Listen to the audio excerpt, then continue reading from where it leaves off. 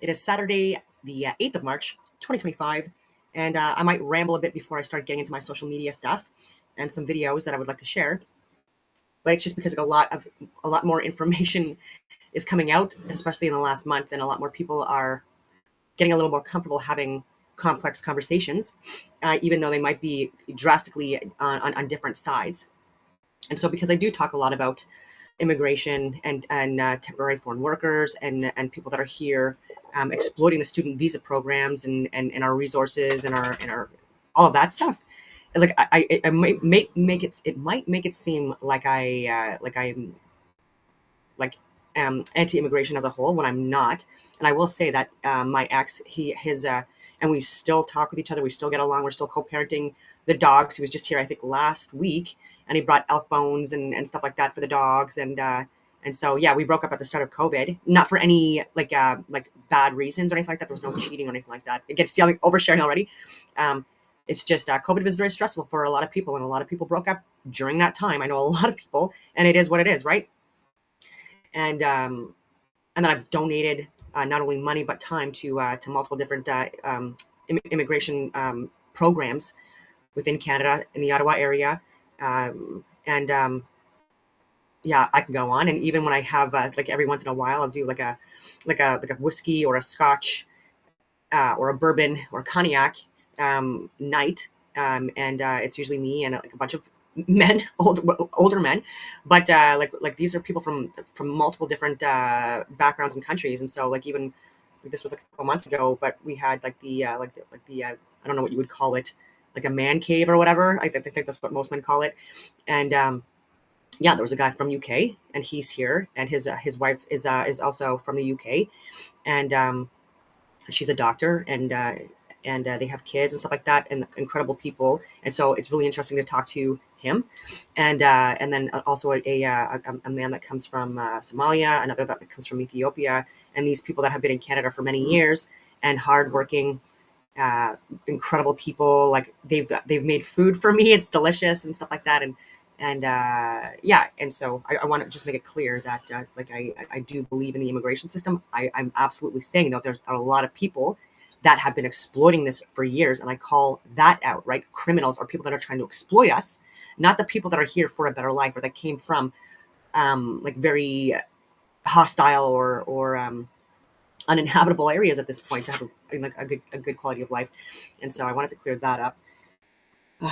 Because like people do misinterpret what I say or think that like I'm some kind of like a white wing, sorry, a right wing white supremacist type. I am not. I am not. And yeah, so I just wanted to get onto Ben Benakis and say that he was trying to call out Candace Owens, calling her an anti-Semite that hates Jews and stuff like that. He actually got ratioed, and so he's been really funny in the past. But I mean, he is doesn't know what he's talking about in this situation.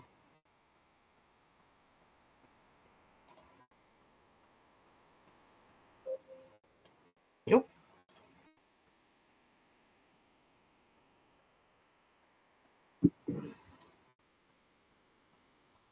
Broke Jewish people's hearts. She was making Jewish people less racist, to be honest. She came in, every Jew, my dad, like any older Jew, oh, this Candace Owens, she's very smart, she's pretty, she's good looking, she's black, and then Candace She's all of had those her things. baby and had some severe um post whatever, what's it called, postpartum. She had postpartum, and then the symptoms were she started hating Israel while working. I mean, look, it makes sense because Candace Owens was working for Ben Shapiro. He is, he's very like, "Ugh." So that can send people over the edge. It's the saddest thing about the Candace Owens thing is that Yeah, and if you just look at the comments here, I commented as well, and I said she was right. She isn't an anti-Semite though. She is trying to educate people on reality. Rabbi Shmuley was involved in Michael Jackson's trial. Like I don't know if people actually even know that. And it was I was looking at the whatever you want to call it, the documentary on Michael Jackson just the other day. I know he's on the list. I know that there's questions regarding him and his relationships with children and possible cover-ups and agreements made outside of the courts and non-disclosure signed and things like that. And so I think people need to be aware of that stuff. He was an absolute genius when it came to his music and his artistry. I'm not taking that away at all. I loved him growing up. Michael Jackson, I had multiple shirts. I wore them nonstop. I had the same shirt with his face on it. Like I remember it was a blue shirt and a pink shirt, light blue, light pink. And but unfortunately you can't not look at the possible things that he has been tied to. And Rabbi Shmuley, even at that time, like you could see him, like he was right beside Michael Jackson. He looks obviously younger and stuff like that, but I'm like, oh my God, that looks like Rabbi Shmuley, a guy that sells pornographic items, a guy that's, in my humble opinion, disgusting and a liar, and has been the one that has been the head of trying to censor Candace Owens and even Ben Shapiro. He lied about the burn charred babies, AI generated, and stuff like that. Again, promoting lies and deceit. And just because Candace is calling out people like Netanyahu and people that are possibly pedophiles, rapists, torturers, people that are involved in the human drug and weapons trafficking, etc., like her calling that out, they're trying to call her an anti-Semite just because there are some people that are from Israel that are involved in it, including intelligence agencies like Mossad and others within Israel and CIA, FBI, and other groups within the US and Canada as well with our intelligence agencies. And again, there's multiple within each country. And so he got ratioed. Yeah, so Candace wasn't wrong though. Terrible take. Not a good look, Ben. And I think Ben replied to this.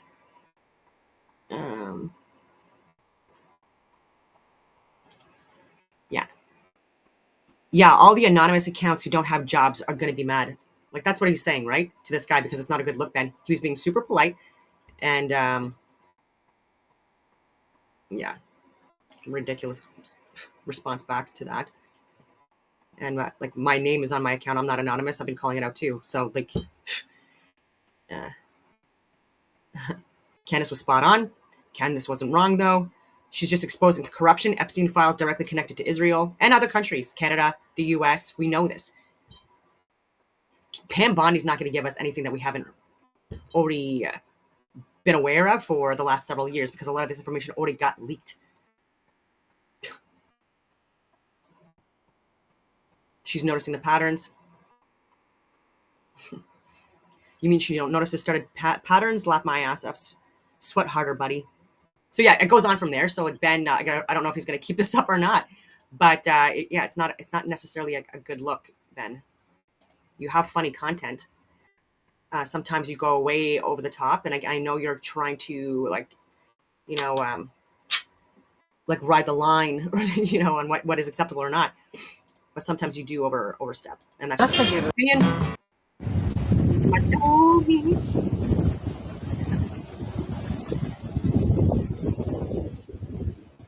Still likes to roll around in the snow. Right. So this was from Dan Bongino. I love the fact that he posted this. This was posted last year, 2024. She was evil. The stories agents around her have kept bottled up inside are horrendous. Working on her detail was generally considered a punishment assignment. You will never meet a more mercenary and destructive public figure in your lifetime. She hates you, all of you. And I totally agree with him. I have also worked in the high-level security industry, whatever you want to call it, for years. Even after I worked in the special forces, I've told people I was executive protection for the heads of the Bank of Canada. That's a big role. I did executive protection for Justin Trudeau and the head of the Toronto Raptors and others and stuff like that. And so these are significant even in themselves, right? And then my other work with the SRDTs, Standing Rapid Deployment Team courses and stuff like that. Sorry, what I'm saying with that, and also training security professionals on multiple different things. But for the all the LCBOs and on the province of Ontario, and the company that I was working with, they had to unfortunately shut down during COVID. COVID impacted so many great companies. And what's happening now with LCBOs across Ontario, there has been so much theft. And I was even talking about it the other day, $250,000 worth of organized crime theft at liquor stores at the LCBOs. And that shit didn't happen when the company that I was working through, that they contracted me specialized specifically to teach these courses and stuff like anyway. And yeah, we even detained murderers and people that the cops that have been looking for a long time. Like, these were people that were even detained in our stores by our security professionals. And yeah, I've even done. God, I'm even thinking about this. The LCBO in the Canada location where I was doing it was private investigation stuff, because like there were the possibility of like organized crime rings also working in the Ottawa area.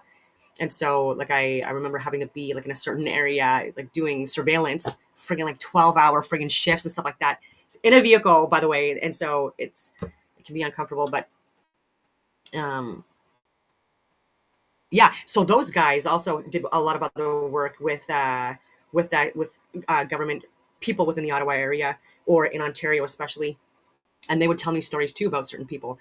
And even when I was doing executive protection at the Bank of Canada, Mark Carney, he had left before I started working there. And the stories that the guys told me, I said this in previous video, so I'm not just saying this now, but they did not like him at all. And yeah, talked about orgies and drug fueled parties and yacht parties and stuff like that with prominent people within Canada. And so yeah, Dan, I totally get where you're coming from, because like we do the same thing in Canada. Like, we know a lot of people that work in the security industries at multiple different areas know exactly how fucking gross a lot of these people are. Yeah, so rant over on that.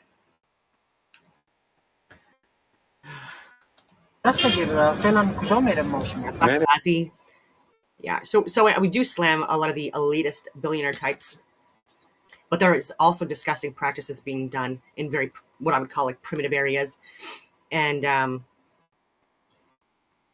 against little boys. And it is a practice that's still happening. I think it's absolutely disgusting.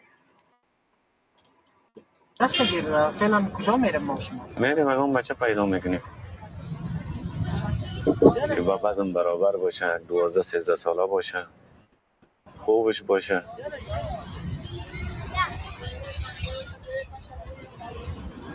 باز شوانه هم که تیمو شما میباشه. بله ها. میگیم مادر و پدرش میگیم که ما این شاگرد تربیت میکنیم. باز اونها اجازه میکنیم؟ بله ها. چیزی وعده میکنیم؟ پیسه میتیم. یعنی شما اکثرا بچه رو میرین که وضع زندگیشان خوب نیست، غریب است. غریب است دیگه، این ناتوانی نیست. And I will share, this is from ChatGPT, what they say about it. I'm all over the place. So Bakabazi. Let's see what ChatGPT has to say. Still loading.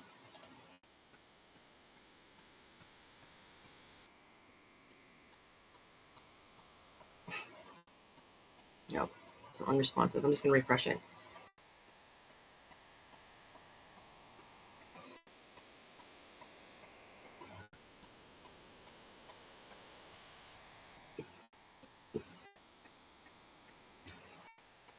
All right.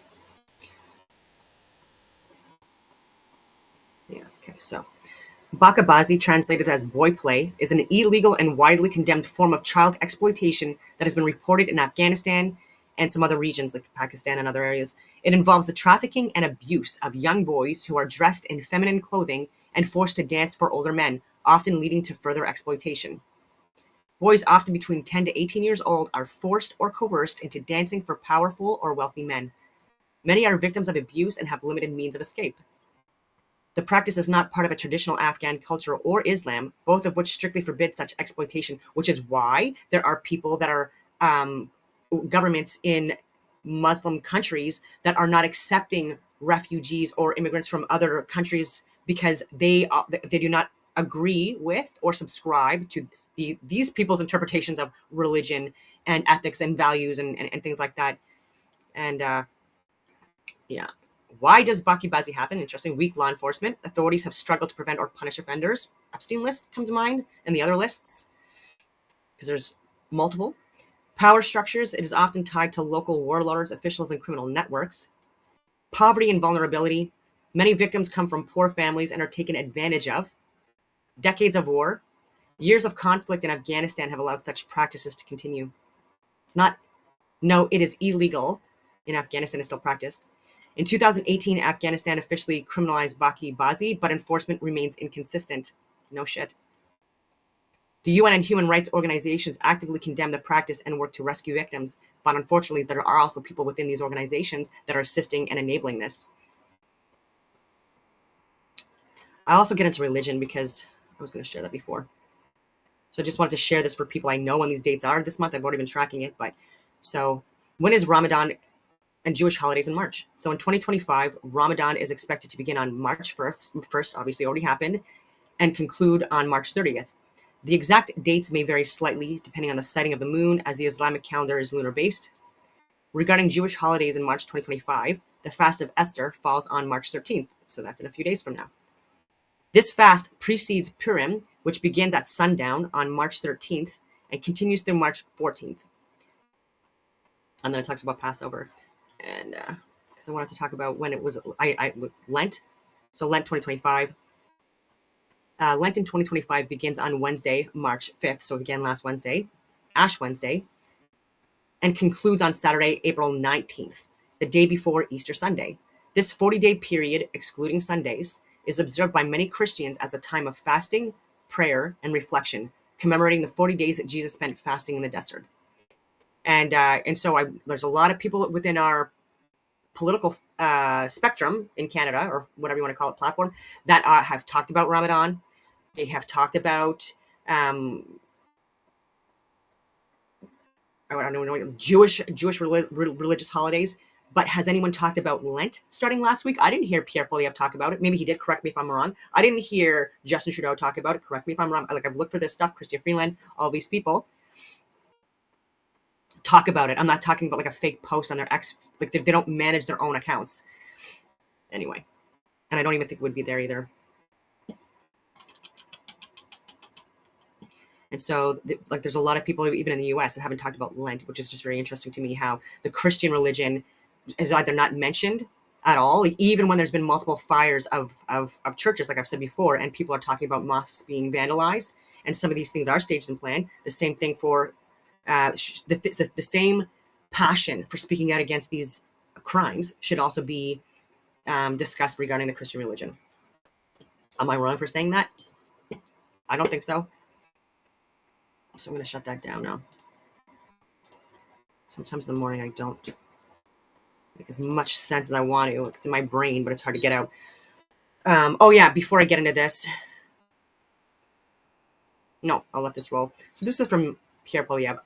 And it just seems like it's left and right, the same friggin' bird. It's everyone's saying the same thing. Everyone's slamming President Trump.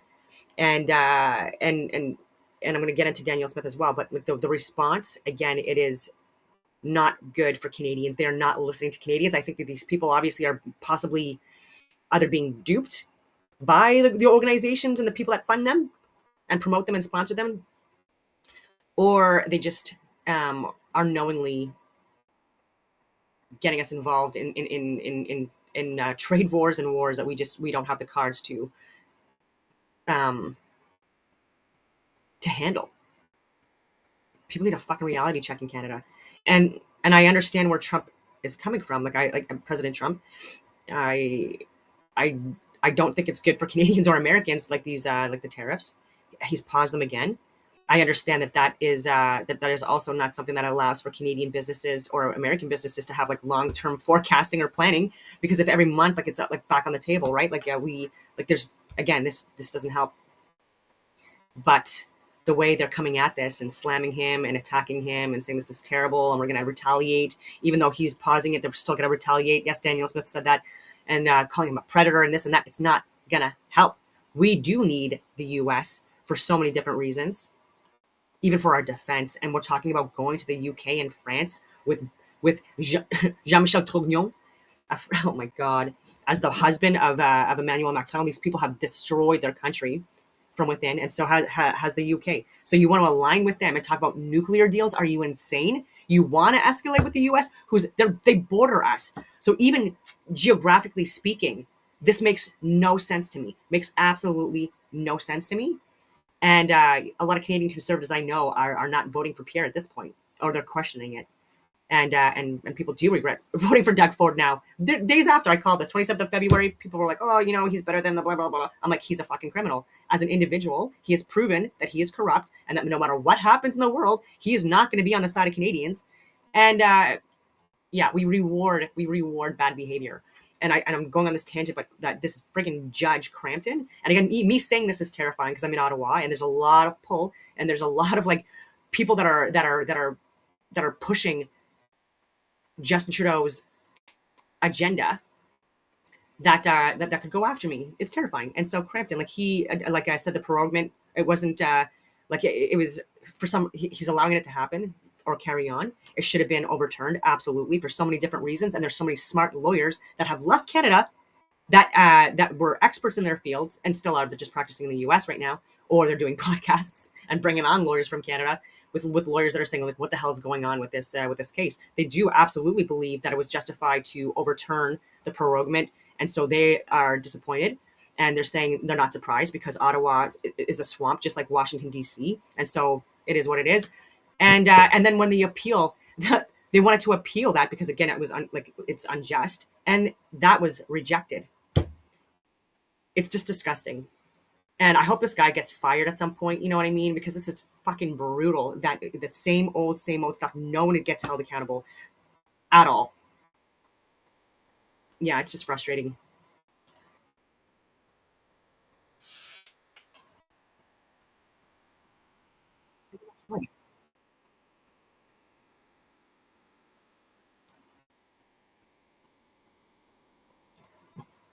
It's showing that it's sharing. It's really weird.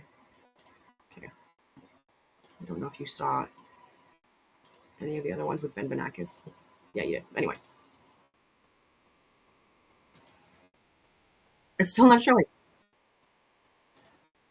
That's so weird. I'm going to try again. Share. Is it sharing? No, it's still not sharing. Okay, I will try another. This is so weird. I don't know what's going on.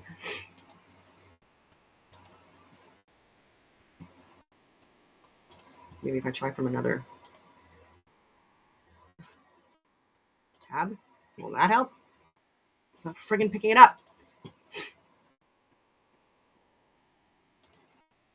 Okay, I'm going to refresh the stream.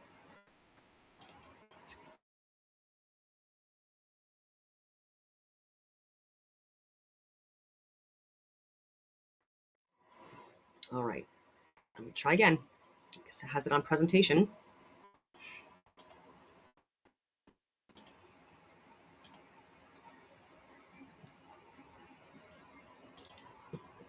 Wow, the censorship is real. Workers, your consumers, and most immediately, destroying trillions of dollars of wealth on your own stock market. You're attacking a cherished friend of the United States, and you are strengthening America's enemies by going after America's I don't agree friends. with that at all. Stop tariffing our. So he is actually strengthening the Canadian government by what he's suggesting, because we are weak. We do have people within our government that are corrupt, that are working with foreign internationals that are not aligned with us or the US or NATO. And those are concerns. The border issues, those are concerns. Our defense, like across our entire friggin' country, these are concerns. This woke DEI, ESG, CBDC bullshit that's been going on for years now, destroying us from the inside. And with the amount of fucking corruption within all levels of government, I'm talking RCMP, I'm talking about CSIS, CSEC, CBSA, Global Affairs Canada, all these, like, not everyone. There are great people that I've worked with personally that are amazing, but they are getting, unfortunately, duped by these people. And so he's putting the pressure on in order to make it where, because we weren't able to do it ourselves. So now we've got someone that is threatening tariffs or sanction things on us in order to fix it. We need a Doge in Canada. We absolutely need a Doge in Canada. Because Trump is actually doing more to benefit Canadians, right? Because guess what? When we have a better military, a stronger military, when that's actually functioning, and focused on the mission and the men and not fucking DEI, sorry for swearing and stuff like that, like all this, and then pushing mandates like COVID and stuff like that. No, we need a change. We need people to start going to jail, just like Doge is doing. There's a lot of people within government that are resigning at the high levels or that are getting investigated and getting charged, and they're in the friggin' courts now. That is what Canada needs. So the fact that people are I think they're scared. I think what they're doing is they're scared because these people, if they get investigated too, and their shares and their stocks in Northrop Grumman and Raytheon and Lockheed Martin and Vanguard and BlackRock and all these companies that they work with, and WEF and who? And international billionaires selling our friggin' resources to China. And anyway, yeah. Career politician, Pierre could have been the saving grace for Canada had he just actually like not said this shit. Anyways, country. Oh, sorry. And stop the monthly melodrama that is hurting our economies on both sides of the border. If you want American workers to have bigger paychecks and lower prices, then let's do more trade, not less. But if you choose otherwise, we will retaliate. We will fight back, and we will defend ourselves because we will always put Canada first. No, you're not. Putting Canada first means that we can't rely on President Trump or the Americans anymore. Wow.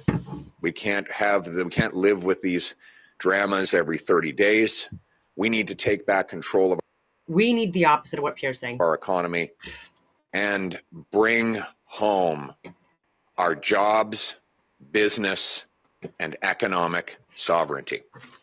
And what have the Liberals done to achieve that? Nothing. Since President Trump first threatened the tariffs on November 26th of last year? It's been 100 days. They have not repealed the No Pipelines Law, C-69, that effectively forces us to sell all our energy to the Americans. They have not approved a single new LNG plant, mine, or pipeline.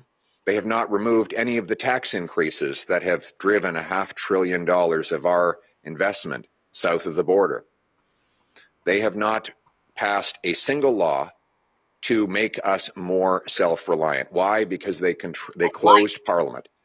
Liberals put themselves first instead of putting Canada first. What I got into politics for was to bring home the Canadian promise. You know, we are all aware of the famous American dream. We have something better in Canada. It's the Canadian promise that anyone from anywhere can achieve anything, that hard work gets you a great life and a beautiful home on a safe street, protected by solid borders and brave troops under a proud flag. That promise has been broken after 9 years of the Carney-Trudeau Liberals, who've doubled housing costs, doubled the national debt, doubled food bank lineups, and doubled gun crime. We're going to bring home that promise. We're going to bring home that promise by repealing C-69 to grant permission for pipelines, mines, LNG plants that will get our products to other non-American overseas markets, by passing a bold, beautiful, patriotic, bring-it-home tax cut on work, investment, energy, home building, and making stuff in Canada. We'll knock down interprovincial trade barriers, and we'll unleash the production of our resources here in Canada. That's what Trump's trying to do in the US. He's trying to get more products developed within the US, just like you're talking about, more energy being developed in the US, more minerals being mined in the US, because it will help them. So you're pushing the same points, but you're saying that you're against him. It's just really interesting to me. For our benefit. Speaking of benefit, you have to ask yourself, for whose benefit is the Prime Minister of Canada, any Prime Minister of Canada, actually working? Who does the Prime Minister work for? You pay his salary? Well, and I hate to say it, but Pierre works for Israel too. It is what it is. He spends your money. He controls your borders, criminal laws, and military. He negotiates trade agreements with foreign countries that can help or hurt your family. He makes life or death decisions. Now, what if he has millions of dollars of financial interests that are opposite your interests? What if he's profiting off insider knowledge and power at your expense? What if his interests lie with foreign hostile governments? Yep. He's talking about Trudeau and Carney, like, and Chrystia Freeland. Actually, a lot of people within cabinet that have given up top secret information to people, even with like I've said, even in China That can undermine our country. and Russia. Then he is not working for you, he's working against you. That's why we have a law in Canada that requires politicians disclose all their assets and sell off any that put them in a conflict. You might be familiar with this law. It's called the Conflict of Interest and Ethics Law, because Justin Trudeau has been convicted twice of breaking that law. That's why we call Justin Trudeau a man of conviction. He keeps getting convicted. That's actually pretty But now Trudeau's advisor, Mark Carney, has found a sneaky loophole, one that could allow him to gain power while hiding and holding millions of dollars in interests that go against you and your country. Here's how. Conflict of interest rules do not apply to leadership candidates. Mr. Carney could win the Liberal leadership and become Prime Minister without revealing to Canadians his massive multi-million-dollar foreign holdings. And he isn't even required at the point of becoming Prime Minister to reveal these holdings. He has 60 days to share the information with the Ethics Commissioner, and then another 60 days for a total of 120 before some of that information goes public. Worse, he can simply put the existing holdings in what is called a blind trust, while his trustee keeps him invested in all of the same things. So he could go on and govern for years, quietly and subtly knowing what investments he has and making decisions that profit himself at the expense of the Canadian people.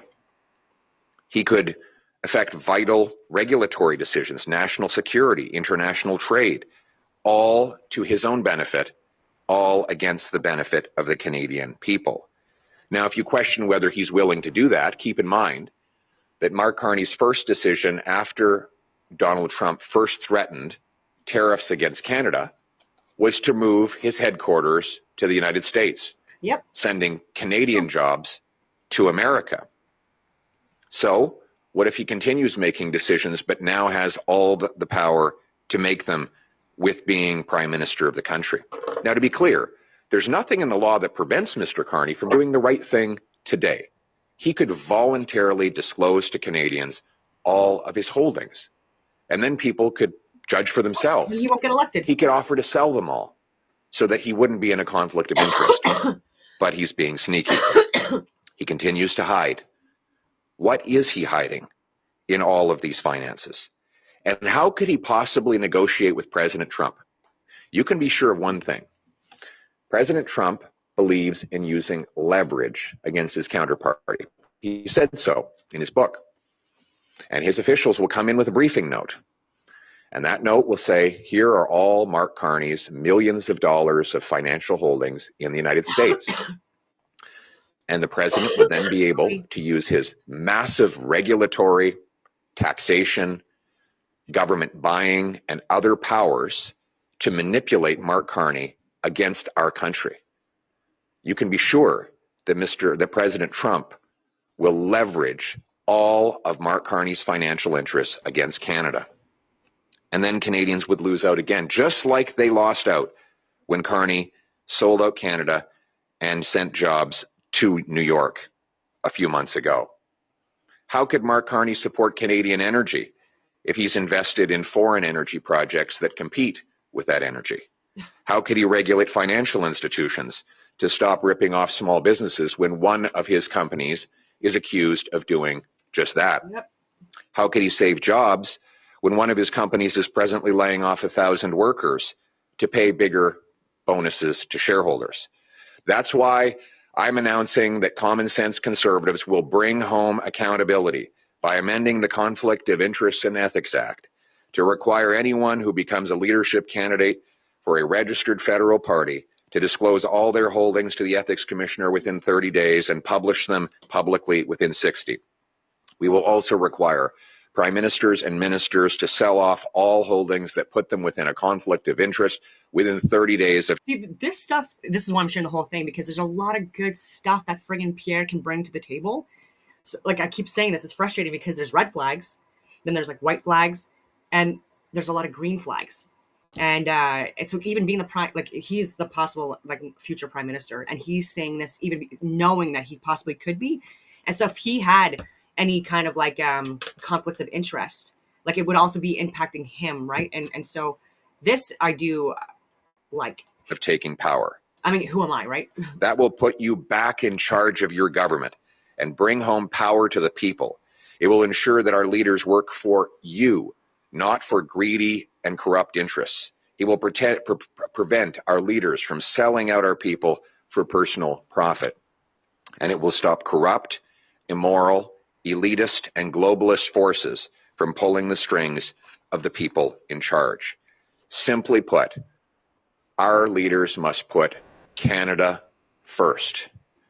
They must work for you. And that is what I will do.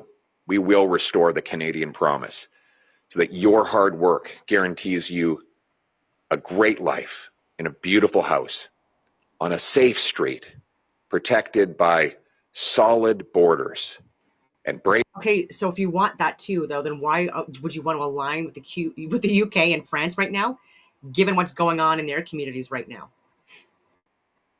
Brave troops under a proud flag in Canada. Let's bring it home. Yeah, I mean, it was good. It was mostly good. There was, again, like a lot I didn't agree with too. And I'm speaking on behalf of people within my network that are conservative voters and have been for several years. And yeah, geoscientist, astrophysicist, Dr. Willie Soon. CO2 is the gas of life. These people want to demonize it as some gas that can cause global warming. So that was very interesting. And he's a freaking geoscientist, astrophysicist. Stephen Guilbeault, climate activist. Oh my God. Part of the carbon tax scam. My cousin, Josh Hukuliak, he helped, assisted in making this movie. Anyway. Yeah, so this is from Peter Sweden. Breaking, Poland announces that all adult men will be called to undergo military training. What's going on, question mark? And so I just said, if NATO gets involved officially, guess what happens to Canadian men?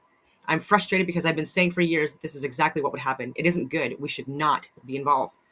And I was talking about the possible draft in Canada and how it may impact men and maybe women as well, because they were looking at that being on the table too for Ukraine. Because let's not forget there were women soldiers as well that died. And Israeli soldiers that died at the hands of Israeli soldiers during the October 7th attack as well, and that people don't want to talk about. And yeah, this is just absolutely appalling and shameful that it might get to the point where that if Canada gets involved as part of NATO into a World War III event, then there would be some kind of a draft. And Canada's military is not strong right now. I hate saying that. Because it doesn't look good, right? But there's ways that we can get back. Okay, you guys remember that government grant controversy that Edison Motors was wrapped up last year? It was for the Commercial Vehicle Innovation Challenge in the ARC program to support BC's industry and create jobs here.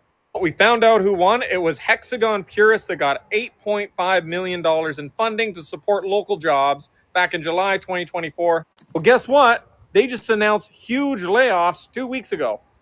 The president confirms that 50 employees have been let go. So this is $8.5 million of taxpayer money that went to a foreign-owned corporation that about 6 months later turned around and laid their employees off. So Edison Motors got turned down with $0 in innovation. The money was given to a foreign-owned company that 6 months later laid people off. That's not even the worst example. They gave $300 million in funding for a battery facility in 2023, and that project was shut down not a year later. It makes me so mad that we're wasting so much taxpayer money on these grants and we have basically nothing to show for it. It's ridiculous. It's money laundering, kickbacks, stealing, all of that stuff. And the company he's talking about is from Norway, and Ontario is the same thing, working with like you move forward, dealing with companies from Denmark and other areas.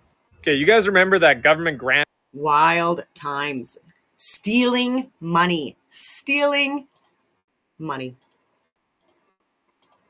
Y'all remember when Joy Reid said this? Yeah. The question I'm asking is, what is the expertise that you have and other Moms for Liberty advocates have to decide that a book, an award-winning book like All Boys Aren't Blue, isn't appropriate for students to read? What is your expertise? What a tragic story of a young man who's anal by his adult family member. So you have pedophilia. In what context is a strap-on acceptable for public school? That's my question to you. Tell me what the context around the strap-on or the rape of a minor child by a teacher. Hold on a second. You're asking me to remember the name of an author. You the just name of the remembered author very doesn't specific names. Joy. Here's my You're question. talking about Here's my question. You didn't answer my question. No. What I'm saying to you is that as you are not an expert in this book, I don't have to be an expert to know that those aren't appropriate for public school. I mean, come on, let's get real. Is a full context story, as you said, of the author's experience. Why is it your right or a Moms for Liberty activist's right to say that a parent who wants their child to have access to this book, which gives a personal experience of this author, why doesn't a liberal parent, for instance, or a parent of an LGBTQ kid, why don't they have a right for their child to just have access to this book? Why is it your right to say they can't? So again, we're talking about and each parent, each parent has to decide what is appropriate for their child to read. Right. What is your right to tell a parent who wants their child, who might feel seen by this story? Why don't they have the right? Why don't they have the right as a parent to say, my child can have access to this book? If a child feels seen by this story, that means that they have been the victim of a predator. That means that they have either been by a family member, they've experienced and your proof of that is what? You just said that What's if a child feels seen by this story. That's why I'm happy that people will no longer be subject to those types of opinions. You don't need to be an expert to know that children should not be reading books about sexual experiences. Period. The context does not matter. Like, it just does not. Now, if you're so caught up in the races of these two women and their political beliefs to see that what Joy Reid said was wrong, may God open your eyes. Yeah. God bless. Well, while she's accusing Moms of Liberty of deciding what children should read, how about the expert class liberals who want to decide what all of America should do, how we should live, how we should spend our money, what we should be watching? You want to censor speech, but you have a problem with mothers standing up against graphic books being readily available to their children. Make that make sense. Can't. Y'all remember when Joy... And that's why she got fired finally. Y'all remember when Joy Reid... This is Building 7, a 47-story skyscraper that fell on the afternoon of September 11th. The government says that fire brought it down. However, 1,500 architects and engineers concluded it was a controlled demolition. I'm a structural engineer. I'm a New York City correction officer. I'm an Air Force pilot. I'm an architect of 20 years, a member of the American Institute of Architects, and have been studying steel-framed, fireproof buildings for about that long. Fires in high-rises have never brought down a steel-frame high-rise building at all, ever. In the case of Building 7, it collapses straight down into its own footprint at free fall speed in the first 100 feet. It's dropping, as you can see, symmetrically, smoothly, at free fall speed in the first 100 feet, 2.5 seconds. This is uncanny. There's 40,000 tons of structural steel designed to resist this collapse. World Trade Center 7 collapsed because of fires fueled by office furnishings. It did not collapse from explosives or from fuel oil fires. I worked at NIST for 14 years. Starting in 1997, it became clear to me that NIST's investigation of the collapse of the World Trade Centers was not a sincere and genuine study. Yeah, and these are bigger experts than Piers Morgan. And a lot of stuff is coming out again about 9/11 now. It's This is Building 7, a 47-story. okay, I've got one more thing to share. It was the Nike commercial, because that is near and dear to my heart. Riley Gaines Barker, Nike commercial. This is Nike's Super Bowl ad. Just want you to watch it. I'm going to ask you some questions about it.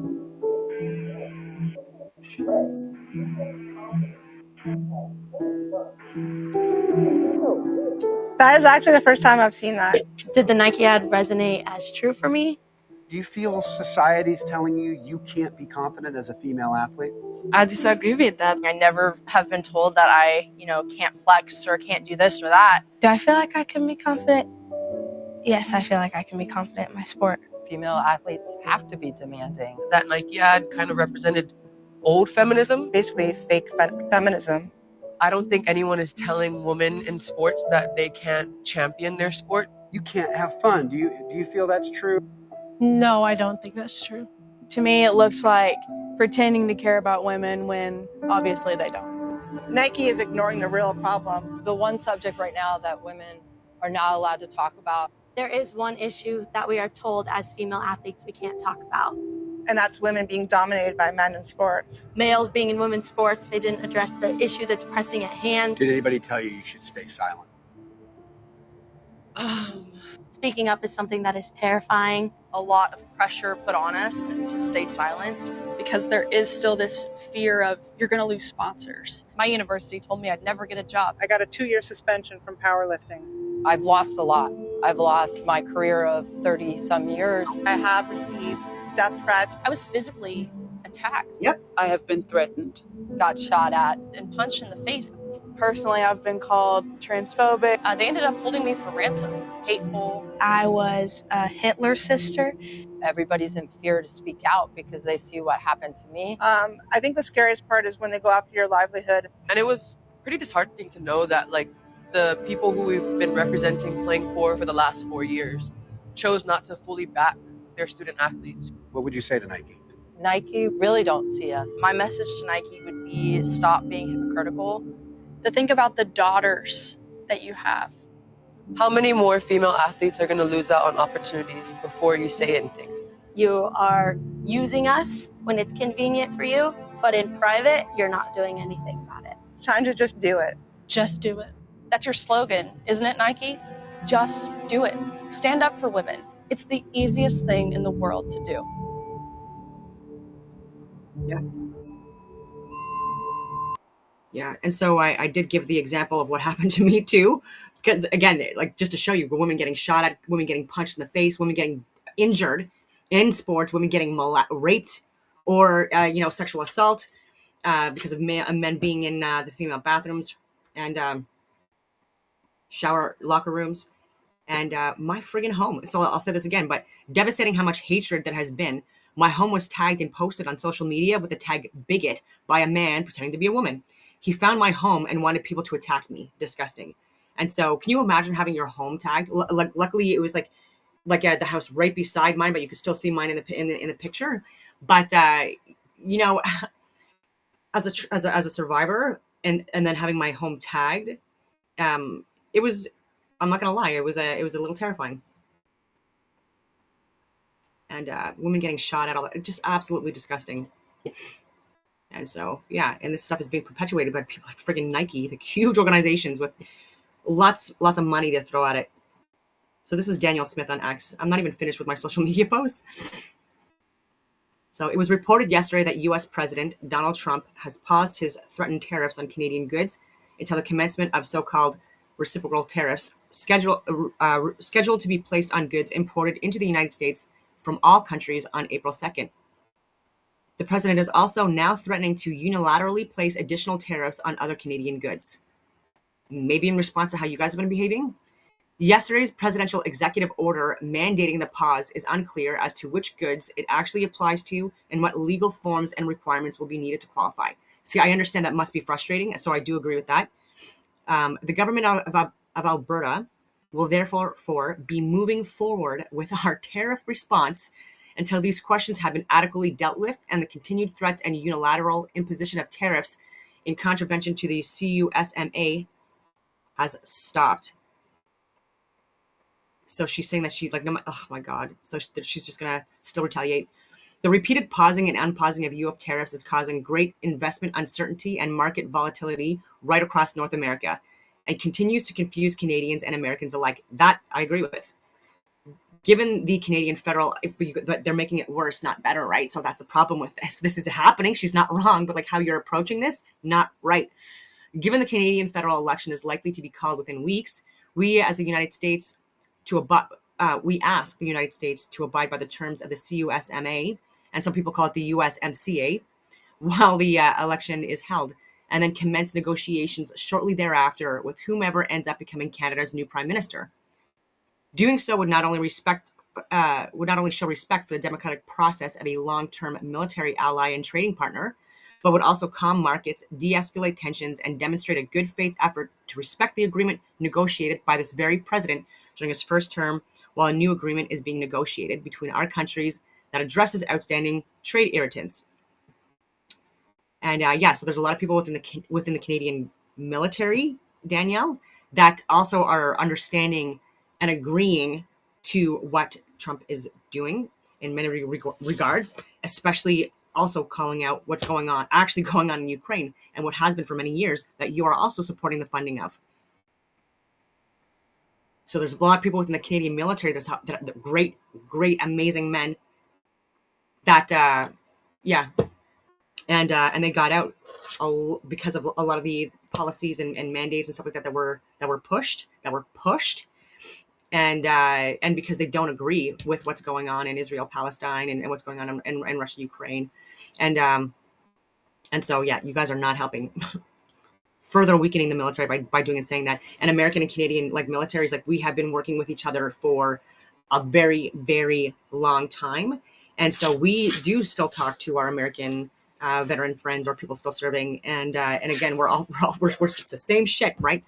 I think we understand this a lot more than these people do. This is why people within government, there needs to be some, especially ministers of national defense, like Anita Anand, Marco Minichino as a public safety officer, and Bill Blair. These people have no idea the reality of what's going on in the world and what has happened in the past, including with 9/11, including with January 6th, the Freedom Convoy, or COVID, or World War I or World War II. Oh my God, it's a fucking joke. It's a shame. It's unfortunate.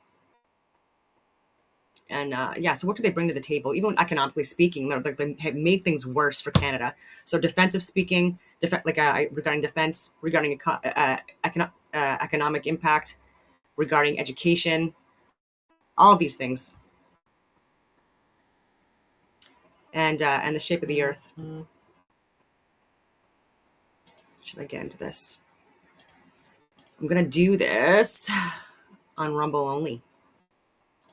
Rumble only. Here we go.